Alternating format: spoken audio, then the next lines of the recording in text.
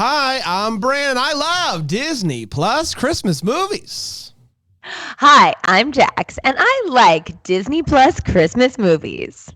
Hi, I'm Alonso. Disney Plus is charging more per month for this. I'm Dan, and it turns out I despise Disney Plus Christmas movies. And this is the Deck the Hallmark podcast. Deck the Hallmark, it's his podcast. Brandon and friends host this podcast. We hope you like this jolly podcast. Wow. Boy. Fresh from SantaCon. I haven't taken this off. Yeah, I have not. It smells. I'm trying to keep at least 6 feet of distance here. It is brutal. I got to be honest. Super cozy. Is it? Super cozy. Yeah, it's nice and like it's warm. What do you pat it with? What do you mean? What do I pat it with? Like Sorry, to make myself look? Were you asking? Was it a fat joke? Like what was it? Or was it like? What was it? That's just the honest question. You know what I pack it with. How dare you ask? All brand, baby. 100% brand. 100% brand, like the cereal. It took under a minute 25 for us to go off the rails. We're doing well. We're awesome. Doing well. Jax, Merry Christmas to you. How are you? How was Christmas Con? I'm great. I'm actually really surprised to see you guys here after everything that happened this weekend. I'm glad that you're okay. We're fine. I was randomly texting Alonso, so glad that you're recovered. Christmas Con was great. And to be fair, it was a holding cell, and that restraining order is only for 14 days. I like, and we're not planning on going back to New York anyway. I think it's been overblown, I think, is what happened. Yeah. Outside of New York State, doesn't good to see the mayor still using his money for the good thing. Alonso, how are you doing, buddy? Good. It was a weekend of FOMO with seeing all the Christmas Con photos and all the the fighting chance with Vic Webster fans really, having their moment. But it's fine. It's good. I'm celebrating the season, and the tree is up and lit, and so it's all very. And you don't get Nurse of the Year award by going to Christmas Con. You got to stay there. And keep going at it. Yeah, it is kind of part of the job. Caretaker of the Year, that decky that we definitely give out was in jeopardy had you gone to Christmas. Yeah, absolutely. You made the right call. It's between me and that sandwich from the hotel movie. Yeah, it's between you and Brendan Elliott from the Miss Miracle movie, and there we go. He didn't do great, to be honest with you. Right. Yeah, not a great caretaker. So, that's actually not a bad idea for an award. Write that down. Write that down. Oh man, I can't believe we're here. We're doing the Disney Plus movie next week. It is the Monday before Christmas is on a Monday, so we're not going to do a Christmas Day episode. I mean, unless the people really want it. Even for us, that's a lot. Yeah, not even then. But so it'll be our last one of the year. Can you believe it? And we're going to be heading over to VIX, which we have to find. We don't have that yet. We got it. For that, but it's been I don't know, a soft year out there, outside of the Hallmark worlds. Not a lot of. What you're saying, these movies have, by and large, aside from the Prime film, have been not very good so far. Although I will say one that we didn't review that I was saying to Alonso, I loved Family Switch with Jennifer Garner. Yeah, I saw that. Yeah, is that a Christmas movie? Really cute. It's Christmas adjacent. Yes. Yeah, and then it's like 13 going on 30 and Christmas mashup. I've been hearing good things about Xmas. What's Xmas? Oh, me too. I've been hearing okay. What's Xmas? Okay. What is that on? EXMAS is on Freebie. Oh, And yeah. It's on the list for next year, everybody. we'll Don't worry. Excellent. Don't worry. I figured we'd be getting to it in 24. Yeah. Robbie Amell. Yeah. Got Believe it or not, guys, we only scratched the surface here at Deck the Hallmark this holiday season. Yes, we've been doing all the Hallmark movies. Have we covered 50 plus in 2 months? A lot of Lifetime. We've hit all the big ones outside, but we didn't even really do anything. I don't even really know what we've been doing. Mondays throughout the year are for. It's true. That is true. All right, you guys ready to talk about this? Biden time until When Calls the Heart season 11. And That's true. That's all we're all waiting on. As a populace, I think that really, as a species, humanity is just waiting for that to happen. 100%. Well, and you guys, I don't know if you saw on Instagram, but Erin Krakow posted that she has big news that she can't share yet. So fingers crossed, Don't we're say getting it a out season loud. 12, Don't say it out loud. baby. Don't put it in Is the that even universe. big news at that point? Like, I have stopped caring about season announcements with that show. I just assume that it's going until What? The network's biggest hit show is being renewed? Shut up. Yeah. I did ask Erin how long the show should go, and she told me 13 seasons. So, Is that what she said? yeah, she Really? didn't want to answer it first. She was like, oh, I mean, I wanted to go. I'm like, just reasonably, like, how long do you think? And this was like way back before we covered it. Yeah, I this think- was in like season 8 or 9 was starting, and season 8, I believe, because it was before she had made a decision. We had started covering it at that point. Yeah. But we had not gotten to any of that To stuff. any of the And love she triangle said stuff or anything like 13 that. Yeah. seasons. We can find that audio. I imagine her answer's changed by now. Yeah. Like now that you're close to 13, I imagine you move that out a little bit. Look, that Canadian horse show is never going off the air, so I don't see why When Calls What- the Heart what is can't that follow. show? It's called Canadian Horse Show. Canadian Horse Show. Canadian Yes. Horse Show. You know Yes, and somehow they're all on both. Yes, Everybody is on the Canadian Horse Show and on When Calls the Heart. Gary takes a lift Canadian law, from I one think. soundstage to the other. I guess. haven't seen Canadian Horse Show. I'm not entirely convinced it's not When Calls the Heart just recut, like just moving stuff around. Chopped and And screwed. they believe it or not, they up the Canadian just a smidge, but because it's Canadian Yeah, horse it's show, so Canadian you horse show. That's You don't right. want anyone to be disappointed. Do you have any other? If it's not season whatever renewed, what any other big news you could think? Maybe she's getting engaged to Ben Rosenbaum. Yeah, that would be huge news. What about? Do you think the big news is Lori Loughlin? Are they gonna? Okay, let me just throw this out before we dive into Dashing Through the Snow. If she does come back, will they announce it ahead of time? Yes. Oh, yeah. Yeah. Yeah. They're going to get those They look at ratings. it as a feature, not a bug. Yes. Yes. They're not going to just have her pop up. Like, It's me. I rode here. Shall we talk about Dashing Through the Snow? Disney Plus, it originally dropped, I guess, as the kids say, on November 17th, 2023, and it went a little something like this. 30 years ago, little Eddie goes to visit Santa asking for his parents to spend Christmas together because his dad is always gone. Santa hears this and takes it in and says, "What is your address?" And Eddie doesn't really think anything of it. It's Santa, so of course you're going to tell him. His dad actually does come home for Christmas. So when the mall Santa comes to steal all the presents because he thought that dad was not home, he is surprised to be attacked by Eddie's dad.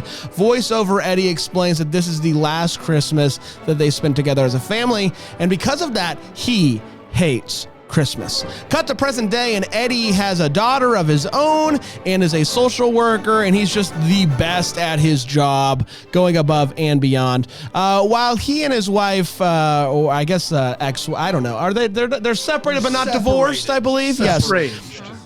Her name is Allison, and they both love their daughter Charlotte. They're doing the co-parenting thing. She's spending some time with Eddie on Christmas Eve. He goes next door to feed the neighbor's cat, and he is shocked to find Santa stuck upside down in the chimney. He helps them out and is convinced that this guy is a robber. Some trauma, I think, coming up there. But it becomes pretty clear that Eddie...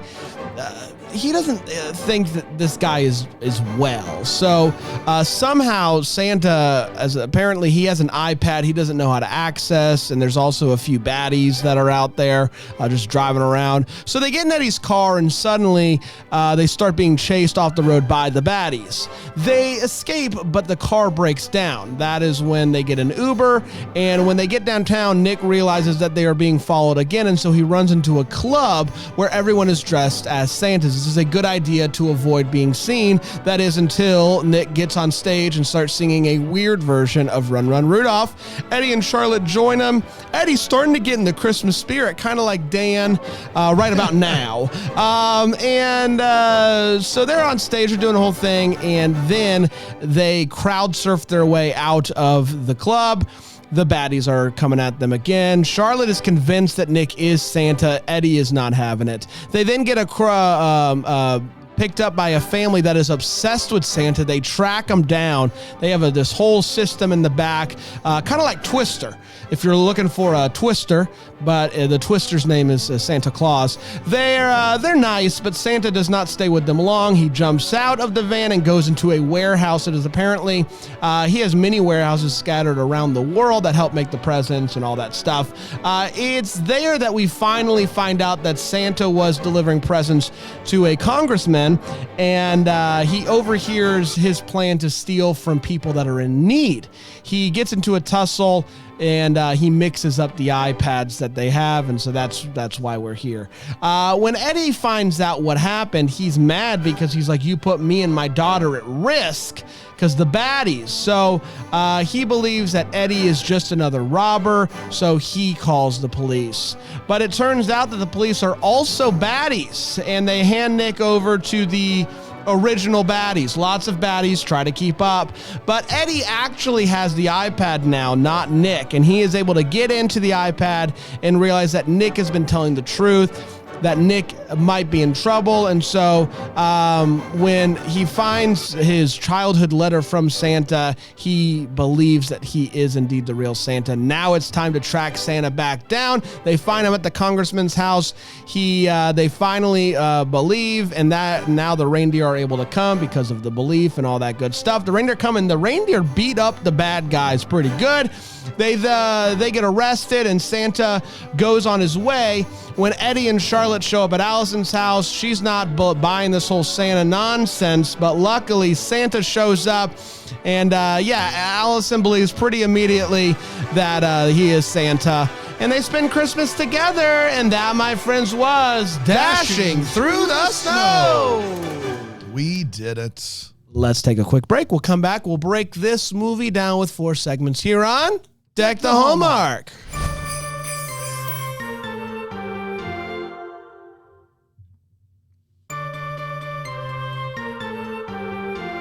Oh, hi. Welcome back. We're talking about the Disney Plus movie Dashing Through the Snow. Maybe Ludacris. We haven't mentioned Ludacris is in this. Little Real Howry. That's exactly right. Star-studded Oscar from The Office. So everyone who's anyone is in this movie. Let's talk about it. Let's break it down. Let's start with a hot take. So we share exactly how he felt about this movie. We do not hold back, and I will start with you, Jax. Jax, what'd you think about Dashing Through the Snow? So talking about anyone who's ever won in this movie, I still can't say her name. Mary Lynn Rashkup. I do just want to give a shout out to myself and my filmography because I played her in an episode of Celebrity Ghost Stories. She saw a ghost. You can find it. She saw it. I played her as a young woman seeing this ghost. Enjoy, I love how you had to everyone. describe that to us. Like, that's not our favorite episode of Celebrity Ghost. Like, we adore that. Like, that is the most heralded performance. Jax, that's very, very, that's a lot of humility, but yeah. The fans already know. I shouldn't have even seen needed that to a say dozen it. times. I'm assuming you were the second person they asked to play Marilyn Rashkup after she said no. So she narrates it. Oh, yeah, okay. she's And in. it's a reenactment show. These were in my glorious non-union days. Oh, I And bet you got I paid feel like I super rotated well, my bag. too. I think I got paid $75 for a 12-hour Yeah, day. you did. We got more to not be extras on USS Christmas. We did a 12-hour day for $108. Get paid more. And What? And leave show business? each, and we didn't get on a single frame. And I ate that, and I ate that COVID sausage. It was a day. Yeah. It was This a day. guy ate a bratwurst Wild from a guy. day. You got $108 Yeah. for that? Each of us. Oh man, Each. Yeah, Wow. that's right. Yeah, I feel like, it was a long day and it was in New Jersey. But anyway, happy to carry on her legacy. I'm also very impressed with our girl Madison, who plays Charlotte. This is her second movie of the Christmas season. She was also the kid in Best Christmas Ever. Big year for her. Oh, Yeah. wow, you're right. It is a big year for her. She's a little cutie. And I am available if she ever wants to be coached by me. But I think she's got a lot of natural talent. Hi, Madison. I think this movie was all right. It was okay. Ludacris is awesome. I'm not a very big pop music person. Like all of my contemporaries love Taylor Swift. I don't think I could. Uh-oh. I think she's great, but I don't really know the song. No, Swifties, like I Uh-oh, love be you. I'm not a careful. hater. Be careful. Haters gonna doesn't like hate. Taylor Swift. Haters You gonna heard that here hate. first. No. I like her. This is but- tough. No, I like her. I'm missing a pop culture chick. So this was my She's sick first of the big hubbub. experience She's sick of in- the hubbub. Doesn't She wish like Taylor this. would She just thinks go away. Taylor's I all love- about I herself. love Swift. She doesn't even want. This is tough. I totally, I get this. Look, I always have to explain to people, Jax, I don't really listen to music from this century.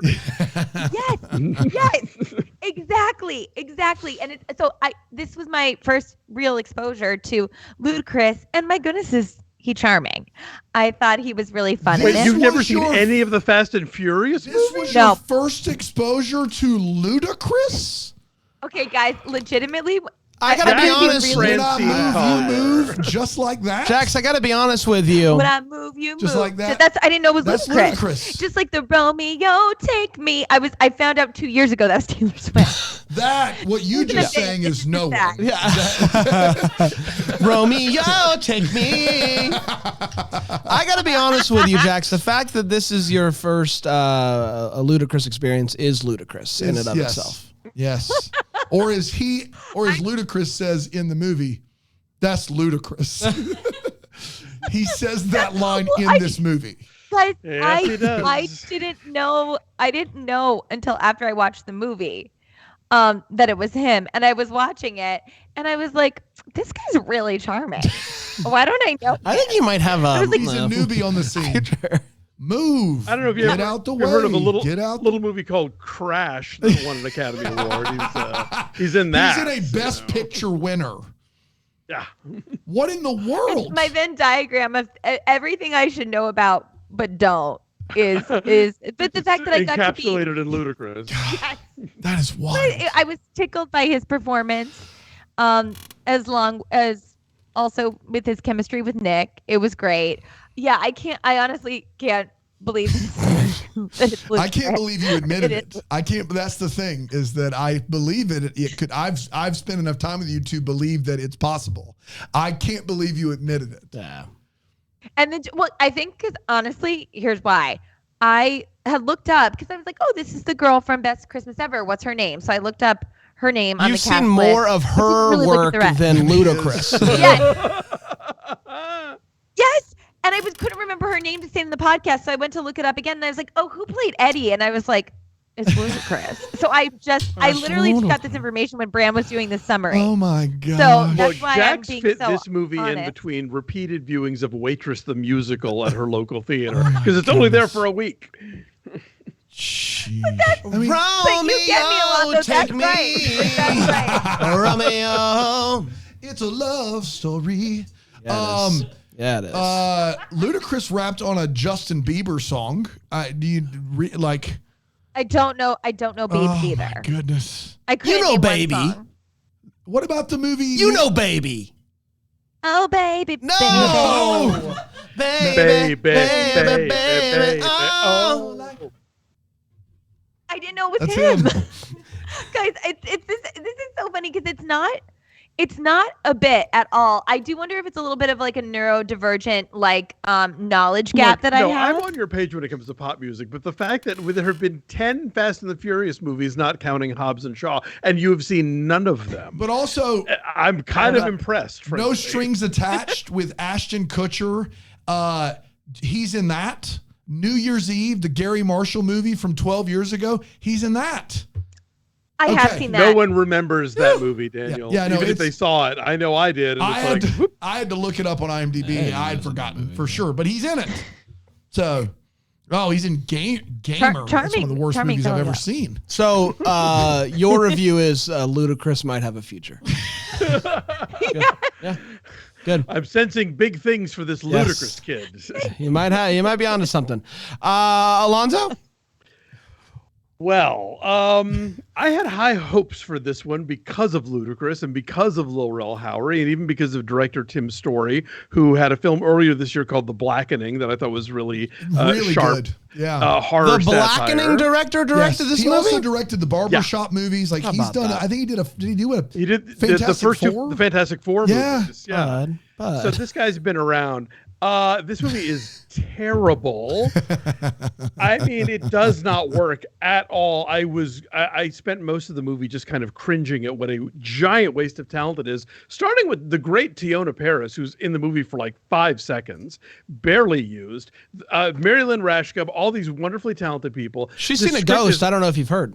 I know now. I got to go dig this episode up. This script is such a hot mess.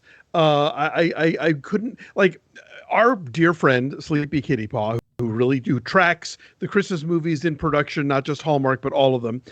There have been some iteration of announcements of this movie happening for like the last 6 or 7 years. Gosh, with different casts attached. Like, it's been bouncing around, and I suspect in all of that time, one Disney exec after another has kind of come in and put their fingerprints on it.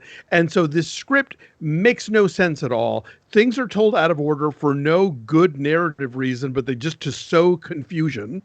We'll get into the what's of this, because even in a Santa Magic movie, this movie has them. I was massively disappointed. And then to top it off, a couple weeks after I saw this, Hallmark airs Catch Me If You Claus, which also involves Santa Claus getting caught on the job. It's the same premise. The same premise, and done a gajillion times better. So who would have ever thought that the Hallmark version of something would be the go-to, but in this case it is. By and large, agree. I'm honestly shocked that I didn't love this movie. It seems like it was made for me. It doesn't just kind of meander a lot. It just kind of hangs out. And we spend, every scene feels long. It just feels like she had just hanging out. And you're like, where are we going? And then they finally get to the thing they're doing, and then they move on to the next thing. So I absolutely disappointed in this movie. Probably the biggest disappointment of the year for me, because it just has all the makings of things that I would love. And by and large, even the humor works early on, and then you're just kind of like, wait, can we just do the thing? Like, can we just get going? And so overall, disappointed, which I personally hate. I would rather just dislike a movie than just, it's like when your parents say, I'm not mad, I'm disappointed. It's just like the worst. Yeah. Dan? Bran had to watch it with me, so you can imagine when the lack of efficiency started to pile up, how I was taking it. Alonso Duralde said to us a week or two ago that this movie was the same exact premise as Catch Me If You Claus, a Nina Wyman Swift written Hallmark movie, and that Catch Me If You Claus was way better. And I love Alonso, and I trust his opinion, and I just was like, there's no way. There is no way that a Hallmark movie with the same premise can be better than a Disney Plus budgeted movie with Ludacris, Teyonah Parris, Lil Rel Howery, and Alonso is right. And it's not even close. I'm sorry. You cut out for a second. Could you say that again? Alonso was right. Oh, thank you. It's not even, guys. This movie has nowhere to go and all day to get there. It is like before every scene, the director went over to Lil Rel and he went, "How you doing? Good. We're not sure if you're Santa Claus." and then they said action. Santa can be a lot of things in a Christmas movie. Santa cannot be unsure. So like Luke McFarlane is like, I don't know all the Santa stuff yet. I'm still in training. That's great. Lil Rel Howery is unsure of who he is, what he is, how he can do what he does from second to second in this movie, and not played for super great comedic effect. There are scenes that should take maybe a minute where he and Ludacris take turns kind of stumbling over words and looking around for 3, 4, 5 minutes. This movie could have been a short. This movie could have been made in under 60 minutes. And it is one of the biggest misuses of talent across the board that I have ever seen. It is like a sketch show that a bunch of different people got to film one segment of it, It barely makes narrative It should have sense. done what Best Christmas Ever does, which is go for an hour 10 and then let Ludacris perform. Yes. Like, let's do that. But like Lil Rel has this thing he does so well where he kind of like gets himself in trouble. This is when he acts, and then he kind of ad-libs through a scene, and he's the character ad-libbing, and he's really funny. And so when Santa shows up and he does that in the first scene, I was like, this is funny. This is a funny bit to do. And then once we get rolling, Santa, once he's got kind of Ludacris with him, Santa's going to start clicking and like going through the paces and talking about the North Pole and blah, blah, blah. And it never happens. Every scene with Santa, Lil Rel's doing this bit like, well, you know, I think you might have to believe in order for the reindeer to fly. Maybe we could go over. I don't know why this iPad's not working. And it's like, what are we doing? Like, are these all of the did they edit all the stuff they wanted out of the movie and then accidentally send that movie to print instead? I couldn't believe it. I thought for all the world, Alonso's being too hard on this. I'm going to give this a thumbs up. I'm going to have some Christmas spirit. No. There are 15 Hallmark movies this year better than this movie. 15 this year better than this movie. And that's maybe being conservative. That's low. Yeah. Yeah. I can't believe you thought I was goosing this suit. You thought I was goosing it. I thought you were goosing the suit. I'm sorry. You thought this was a goose suit. I thought you were goosing the suit. And that's on me. I apologize. We're close enough to where I should know better. Thank you.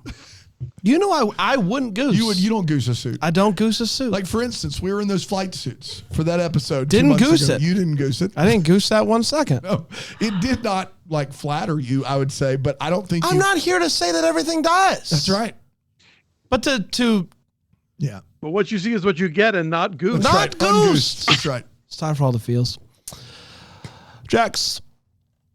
Are you going to make it, Jax? I'm just still trying to figure out exactly where Dan was insinuating that Brand goosed it, and I'm just putting all the pieces together. And so many things I'm reeling from. I would say my biggest all the feels is seeing Ludacris as I'm such a fan of his as long time fan, first time caller, first time here. I think that playing a character who's a crisis counselor is actually a very interesting profession in this. He comes across really well. Watching him talk that guy literally off the ledge in the first scene, I was in my feels. Seeing his relationship with his daughter get mended, him getting back together with his wife, and then also at the end when our buddy Oscar gets so excited when he finally gets the present from Santa that he wanted as a kid. There's a lot of weird stuff to unpack there about how he didn't get it and then it ruined his life and blah, blah, blah. But I thought it was really, really cute. So those were some feels that I was having. Alonso. I will say that we've seen so many of these movies where characters hate Christmas and the backstory for that is so flimsy. This one I felt like, okay, if a mall Santa breaks into your home and it's the last time and it's the last straw for your parents' like flailing marriage, granted, yes, you can hate Christmas. Yeah, and I thought that was the strongest part of this movie. Easily. Yeah, the strongest exactly. part of this it's movie. all downhill that's from right. the last From after that the opening last scene. the first 3 That's minutes, right. you know. Yeah. Yeah, I do think that a good chunk of the funniest parts are early on in this movie. Yep. I found it to be very funny when Ludacris, big fan by the way, turns around and Nick is upside down hanging from the chimney. Like that whole thing was very funny to me. So there are funny bits in this movie. But you really have to parse through it all to get there. Do. But the funny stuff is funny. So I'm not here to say that. Funny Dan? stuff is funny. Nailed it. Teyonah Parris, who plays Ludacris's wife in this movie, I was like, who is that? I've seen her in other things. I looked her up and I found out I am originally from a very small town in South Carolina called Hopkins, South Carolina. I don't think I've ever met anyone that I didn't grow up with that lived in Hopkins. It is tiny. And Teyona Paris is from Hopkins, South Carolina. She grew up there and got into the governor's school, going to Laura Richland High School and when she was in like 10th or 11th grade, and has made it all the way to Hollywood. She made it. And I was fascinated and became an instant fan as someone that was literally born and raised in the same town I was. That was pretty cool. I never thought I would see anyone make it from Hopkins really anywhere. So I was just... So that's two of you now. That's two of us now. Yeah, of course. Yeah. So that was awesome. It. That was really, really cool to see. And I was just like fascinated by that. So there you go. Do you think that either you or her will get a building named after you? I think we're both in line for stars on the Walk of Fame. Wow. And I don't want to say that too soon, but I think, there's a Walk of Fame in Hopkins? In Hopkins and in Hollywood. In both. Oh, you're talking about the Hollywood Walk of Fame? Yeah. No, Hopkins, we've already done that bit. Oh, yeah, okay. Yeah. Got it. I left you get a boiled peanut and you just put it down and they seal it in there. She was on Mad Men. You have a podcast. That's right. Yeah. 6 of one, half dozen of the other. And I would be even willing to say, in a really close draw, I would say she probably should get hers first.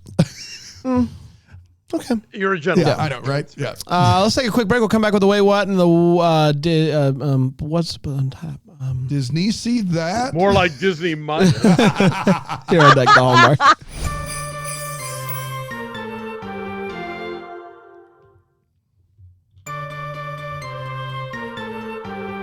Welcome back, everybody. We're talking about Dashing Through the Snow, Disney Plus. It's time for the Wait What. It's where we're talking about one of this movie made us go, wait, what? Obviously, Jax's was, where's this ludicrous guy been my whole life? But aside from that, did anything else stick out to you as a wait, what?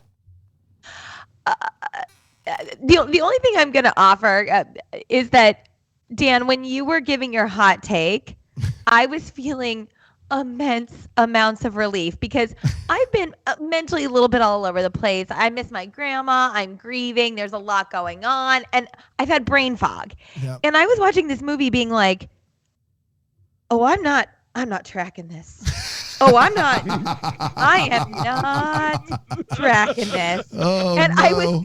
And because I was like, wait, is he Santa? Isn't he Santa? What's going on? So Dan, when you were going through the hot take, I was like, I just want to give him a hug because it is confusing.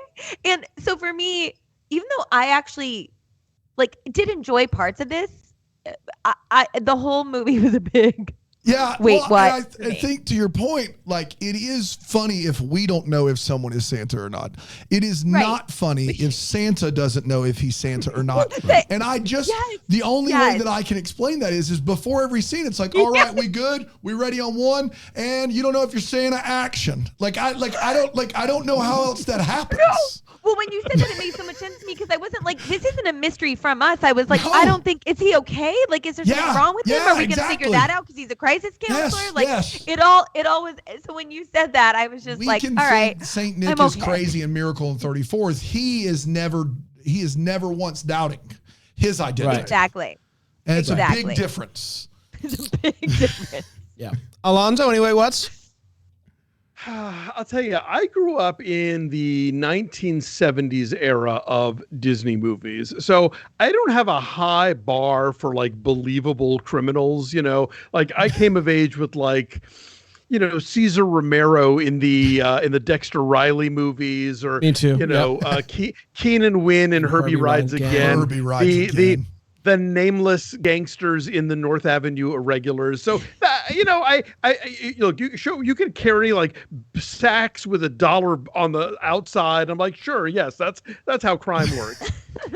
If you're going to give me a corrupt congressman who keeps a list of his bribes on an iPad and sends his henchmen out dressed as an elf, a gingerbread man, and a nutcracker to go collect door-to-door bribery on Christmas Eve. It's bold. No. This is a bridge too far. I cannot with this. And so, that just immediately took me out of this. Like, even by the standards of live action Disney goofy crimeness, this is a whole other level of no way. Safecracker in No Deposit, No Return was like absolutely locked on point. For instance, I saw No Deposit, No Return 3 times in the theater. I'll have you. I love that movie on VHS. I know you're just... Yeah, okay. I thought you were just going through IMDb. No, I love that movie on VHS. Loved it. Watching him crack the safe and click it over. Loved it. Yes, Big fan. The masks and everything. Yeah. Yes, it's a fun movie. But yeah, this is just like, no, I'm sorry. This is too much. Yeah. Is that it? Yes. I don't even like this movie enough to dig deep into the way it was. I have a couple. The time frame of this movie is a cluster. Oh, it's the worst. Because when he goes... How does Santa do it all in one night? That's not even the difficult part of this movie. When he goes next door to feed the cat and interacts with Nick for the first time, there is a clock on the wall. The clock says 9:30. And I'm like, great, I know what time it is. I get more confused as the movie goes on. They're doing a lot, obviously. We find out via a phone call that he was supposed to have her home by 8:30. I don't know, man. I don't know what is what, and I don't know if that's Christmas magic. I don't know. I don't know what time is in this movie, but I don't think this is how it works. But again, we should just do one time zone, and then I think this whole movie is set in one time zone, and it didn't. Yeah. Well, and in this time zone, Santa is going down chimneys at 9:30 at night. Yes. Here's the thing: best case, it's 9:30. But if it's before 8:30, because that's when he's supposed to have her home, that means that Santa was going down the chimney, I don't know, in the 7 o'clock hour? Like, look, you know that I tend to not think Santa has a lot of credibility, and I'm sorry about that. I'm just not a believer. But I can guarantee you that if Santa's real, he is not going down a chimney when primetime television is still on. He is not. He can't. People will be up. The jig will be up. Yeah. Can't do that. Can't do that. He starts with the houses of the people that he knows are going to be on vacation, except that when people are on vacation, Santa's supposed to know where they are. And that means he was at the congressman's house before that. That's right. Yeah. Yes. He was delivering presents there at probably like with the 7 o'clock news. Yeah. It's ridiculous. The sun was still out. You can actually sign up for an early bird Santa. I didn't know that. That's on me. I didn't know that was an option. I did see early bird Santa live, and they were fantastic. When he is at the congressman's house for Christmas Eve dinner, he puts on some music, and I believe it's a Christmas version of Whoop, There It Is. Oh, yeah. I can't be certain, but I am like 99% sure of it, and I need it. Dash through snow, deck those halls, got to show up. Whoop, there Christmas.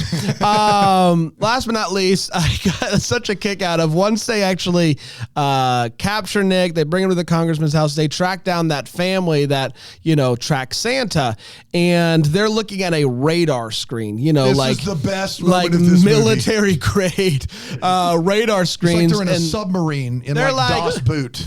They're like, where do you think Santa is? And they're like, eyeballing it. The congressman's house? What? This is either Google Maps or it's a radar. No, they can't be both of those things. And the thing is that they're looking at the screen and there's no streets on it. Nothing. At all. And the signature is at least the size of like $50. Right.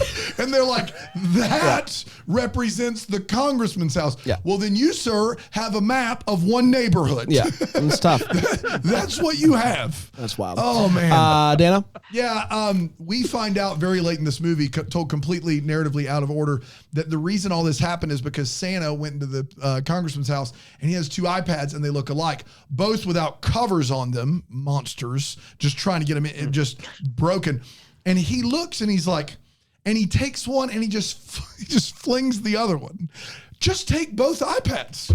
If you don't know, take both. And when you realize which one is right. It's an important night. You need to take both. Yeah. The reason he's got to hurry is because they're about to come in there. So take both, leave, and then just pop the other one back down the chimney and you're good to go. Whoop, there it is. Movie over. We also find out that this Santa has been Santa for almost 1,500 years. So you could have made Little Red Howery's performance make more sense if he was like a new Santa, right? But he's not a new Santa. He's been Santa for 1,500 years, 1,500 years, and he's still very unsure if that's what his job is. A lot of this movie, I would say the middle third, happens because Ludacris calls a cab. And in Atlanta, you would just Lyft or Uber or anything other than calling a cab company. You just wouldn't. You wouldn't do it. I don't understand. Santa continues to try to unlock the iPad over and over again. My man, you've been locked out for centuries. They have locked you out a long time ago. Maybe the biggest leap of this movie is that Santa's reindeer remote control is paired by Bluetooth and only responds if Ludacris has Christmas spirit. What? Why? Why are those, like, my car remote's not Bluetooth? And also, if you're counting, then how has it worked before now? Ludacris hasn't ever had Christmas spirit since he was a kid. It's like, well, we can't really get this show on the road until Ludacris believes. You can only open your car if your passenger really wants to go. That's right. With you. Yeah. That would be like Tim Allen being like, I can't do anything until Judge Reinhold believes in what's going on here. Yeah. There's nothing I can do. We're at an impasse. Neil's head comes to a point. That's right. We're going to get more of those sweaters when the circus pulls out of town. That's all I got. It's time for, what did you come up with? This was a good one. Disney see me? Disney. I don't know, something. This is what the Hallmark, guys. Who am I trying to fool? That's where we wonder what could have been. Maybe advocates and clear questions still left. Jax, what are you still wondering about? Yeah, I think that you guys have already, touched on this, but I want to see a movie where a version of this movie even where Teyonah Parris was actually like number 2 or 3 in the call sheet. And I think, honestly, yes. Like, yes, please. I think it could have been, something that we talked about that worked really well with, oh my gosh, what was last week's movie that I loved? Candy Cane Lane. Of course. Candy Cane Lane. Is that, it's that these two really incredible actors who are like bantering and really both doing it. It's not just the Eddie Murphy show. And I don't know why they wasted this woman's talent. Her line about the ombre beard was one of probably the funniest line in the movie for me.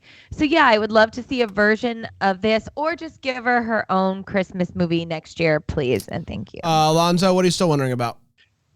Yeah, mine is also Teyonah Parris focus, which is, I know The Marvels was a disappointment, but I would have much preferred if her character had wound up actually being an undercover Monica Rambeau, and they could have, I don't know, sent Santa into space, or, like brought in Ms. Marvel, or, heck, transfer the whole thing to the set of WandaVision and turn it into a TV special. I don't know. There's any number of ways you could have gone. Any of them would have been better than what they wound up with. This movie doesn't do a lot that makes sense. They have, though, for reasons I don't know, decided to introduce a entirely new theory on how Santa does what he does. This is mine which too. Is warehouses spread out around the world. He has satellites, which is like really great. Really great.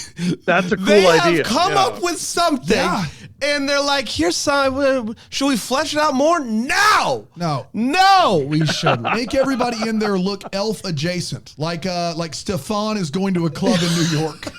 We got that one guy from Entourage dressed like he's from Alice in Wonderland. Great." Book it. But it's like, it's a great idea. They just didn't do anything with it. Like, there's so many things that you can pull from that, but wild. Just that entire idea. Like, give me more of it. This was mine. I would like, if you're going to do any more of this, let's visit another city and see what that is like. Yeah. I don't want the movie we got or a sequel at all, but the satellite operation makes a lot of sense. Makes a lot of sense. A lot of sense.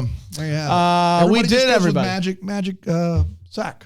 Magic sack. There you go, magic sack. Exactly right. And you thought I was goosing. I thought you were goosing. Oh, you would never goose the magic. You don't goose that magic sack. No, sir. Deck the Hallmark is rated TV-14. Philo.tv/DTH. That was goosey.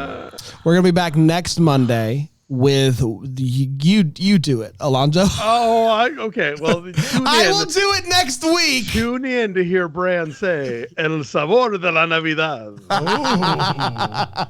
love it. What I need to do is I need to pull that clip, put it on my little sound thing, and anytime I want to do it, just like mouth over it. That's probably what I should do. And of course, we'll be back tomorrow with another episode of Deck the Hallmark. Until then, maybe we're the first to wish you a Merry Christmas. Merry Ludachristmas. Deck the Hallmark's a Bramble Jam podcast. Is produced by Aaron Shea. For more information on Deck the Hallmark, you can go to deckthehallmark.com. For more information on the Deck the Hallmark family, you can go to BrambleJamPlus.com. Deck the Hallmark is presented by Philo TV. For a free trial of Philo, go to philo.tv/DTH.